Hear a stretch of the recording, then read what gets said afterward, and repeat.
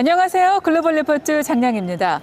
6.25 한국전쟁 발발 71주년을 맞아서 버지니아주 퀀티코에 있는 국립해병대 박물관에 나왔습니다. 2006년 11월 개관한 이 박물관에는 1775년 창설된 미 해병대의 역사가 기록되어 있는데요. 1, 2차 세계대전과 베트남 전쟁 그리고 한국전쟁에서의 활약도 살펴볼 수 있습니다. 그중 한국전 전시관에는 실물 크기 전차와 함께 당시 서울 시내가 재현돼 있고 혹독한 추위에 겨울 전장을 느낄 수 있도록 특별히 꾸며진 전시관 바닥에는 전차 자국과 눈 위에 전투화 자국도 보실 수 있습니다. 야외에는 미국 전쟁사에서 가장 치열했던 전투 중 하나인 이 장진호 전투의 참전 용사들을 추모하기 위한 2m 높이 기념비가 있는데요. 이 장진호 전투를 계기로 중공군의 남하가 2주간 지연됐고 미군은 함경도 흥남에서 14,000여 명의 피난민을 구출해 크리스마스의 기적으로 불리는 흥남 철수 작전에 성공합니다. 뒤로 보이는 이 군마 동상은 한국전쟁에서 활약한 공로로 미 해군 최초로 하사계급을 수여받은 아침해라는 이름의 군마를 기리기 위해 세워졌는데요. 폭탄과 총탄이 빗발치는 전장에서 무모하리만큼 용감한 활약을 보여 레클레스란 미국 이름이 붙여진 이 말은 휴전 후 미국으로 옮겨와 1960년 전역하기 전까지 생전에 상위 용사에게 주어지는 이 퍼플하트 훈장을 받기도 했습니다.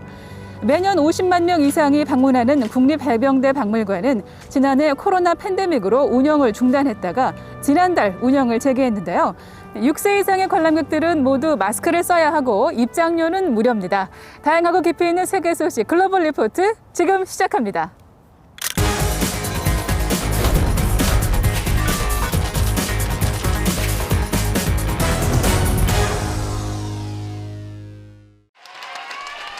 홍콩 매체 빈과일보가 홍콩 보안법의 압박을 넘지 못하고 24일 창간 26년 만에 폐간해 이번 주 주요 해시태그에 올랐습니다. 빈과일보의 모회사 넥스디지털 이사회는 24일 마지막 신문을 발행했으며 홈페이지 또한 이날부터 서비스를 중단했는데요. 홍콩 거리의 신문 가판대에는 빈과일보 마지막 호를 사려는 사람들이 수십 미터씩 줄을 늘어서 구매 행렬을 이루기도 했습니다. 홍콩 국가안전처는 지난 1년간 반중국 성향인 빈과일보의 기사와 칼럼 등이 홍콩 보안법 위반 소지가 있다며 계속 압박했는데요.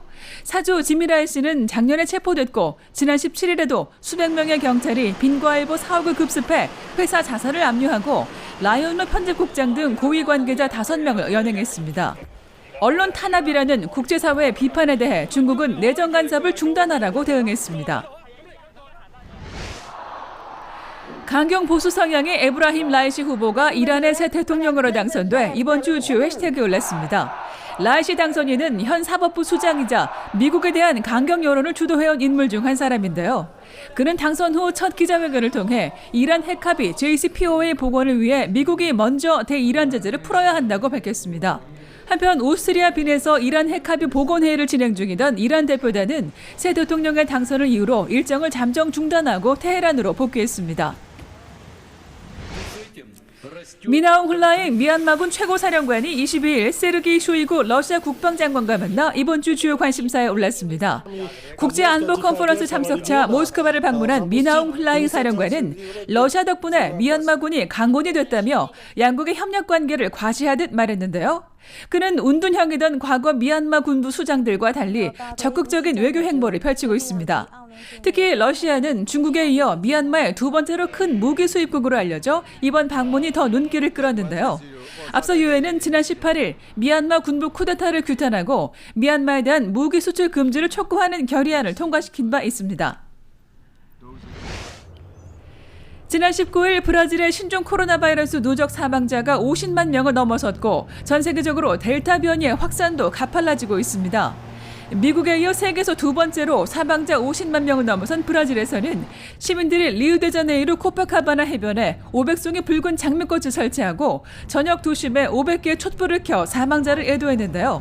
한편 델타 변이의 확산으로 지난 21일 인도네시아에서는 하루 감염자 수가 역대 가장 큰 증가폭을 기록했고 백신 접종률 1위 국가인 이스라엘에서도 확진자가 다시 증가하자 정부가 최근 해제했던 실내 마스크 착용을 강력히 권고했습니다.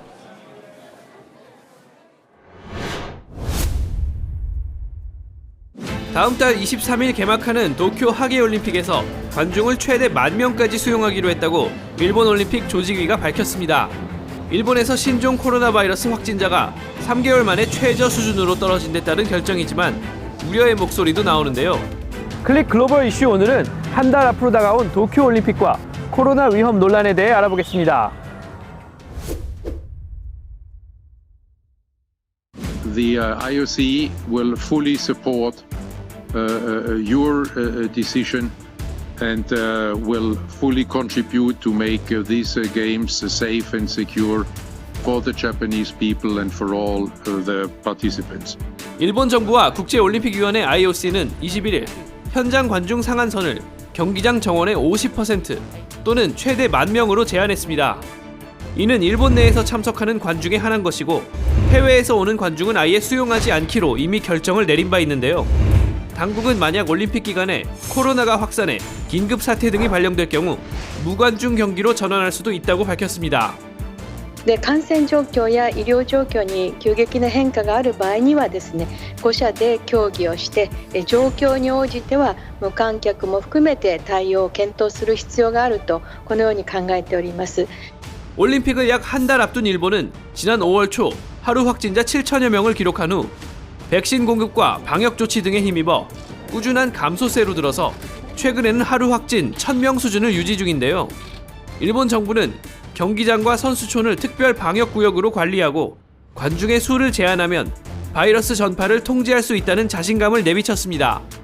まず東京大会につきましては感染対策の徹底、安全安心の大会について私から説明をさせていただき、全首脳から大変力強い指示をいただきました。 하지만 일본 내에서조차 올림픽 강행을 걱정하거나 심지어 취소해야 한다는 목소리가 만만치 않은데요. 해외 선수단과 스태프, 보도진까지 합치면 10만 명에 가까운 사람이 입국하는데 변이 바이러스의 확산을 통제할 수 없다는 거죠. 일본 시민들의 반응도 엇갈립니다. 選手がやっぱりモチベーションを上げるためにやっぱり観客って必要なのかなって思います。それで安全を考えながらそのクラスターとかも防げて開催できるんであったら、オリンピックやりたいんだったら別に国を挙げてやる必要はない。 일본은 해외 관중 금지 조치로 이미 10억 달러 이상의 손실을 감수한 것으로 알려졌지만 코로나가 다시 확산할 경우 그로 인한 손실은 올림픽을 취소하는 것보다 더 크다는 분석도 나왔죠. 물론 5년간 올림픽만 바라보며 열심히 준비해온 선수들에게 기회의 공정이란 문제도 무시할 수 없는데요. 지구촌은 세계인의 축제 올림픽이 안전하게 치러지기를 바라고 있습니다.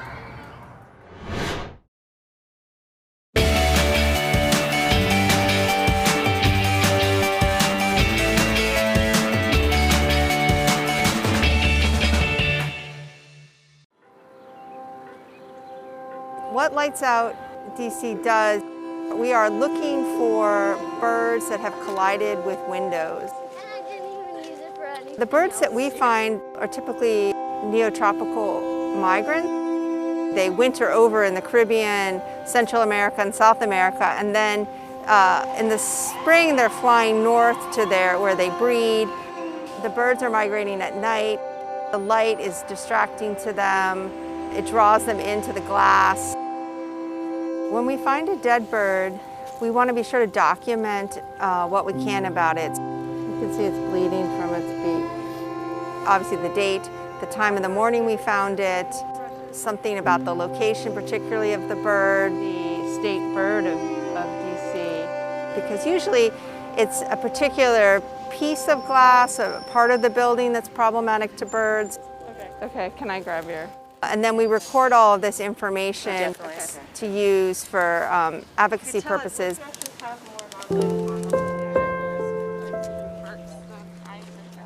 Since 1970, we've lost a huge number of birds in North and South America.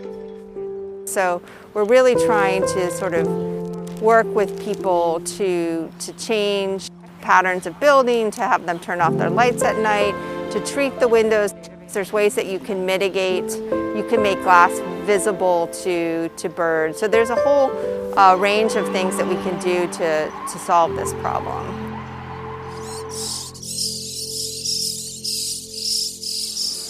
I've always been interested in helping animals since I was very young. Being a wildlife veterinarian in particular allows me to help conservation efforts and preserving natural wildlife that we have here in the district. We currently have 96 patients. Fortunately, most of our problems that we see are directly human-related. We do see a lot of trauma cases, hit by cars, birds that have flown into windows, attacks by domestic animals, cats, dogs. You can see around the edges of her shell right here where it's really irregular. Those are dog bite injuries. This pigeon came in not able to walk, definitely not able to fly. Took some x-rays, didn't see any evidence of broken bones or any other injuries. So we took some blood, did a test for lead, and came back at extremely toxic dose. Treated for chelation therapy. The bird can now walk, still a little bit wobbly, and can fly, which is an incredible improvement over when he first came in. I think restricting access to pesticides is a big step that we need to start taking. Less of these toxic products in the environment would be a good next step.